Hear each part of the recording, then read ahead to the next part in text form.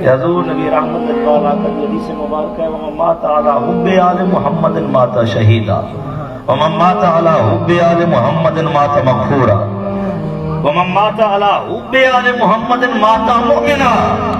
یہ ترے چیزاں ہر بندے دی زندگی دی کوشش ہوتی ہے کہ بندہ اگر دنیا تو رخصت تھی وے تو بخشش تھی وجے، دنیا تو رخصت ہوئے تو مقام انہا بلند ہوئے، درجے بلند ہوئے، دنیا تو رخصت تھی وے تو ایمان کامل کھن کے چلا وجے۔ کہ حضور نبی رحمت اجبال آقا انہا ترے چیزاں دی گارنٹی کیڑی شاید اندر دیتی ہے کہ ایمان بھی کامل ہوئے، درجے بھی بلند ہوئے، بخشی بھی پکی ہوئے۔ حضور فرمائے وَمَن مَاتَ عَلَى حُبِّ آلِ مُحَمَّدٍ مَاتَ شَہِيدًا۔ جو بندہ بھی حضور نبی رحمت اجبال آقا دی آل دی خاندان دی محبت جن کے دنیا تو رخصت ہی گیا، حضور نبی رحمت اجبال آقا فرمائے شہادت درجے دے فائز ہو گیا۔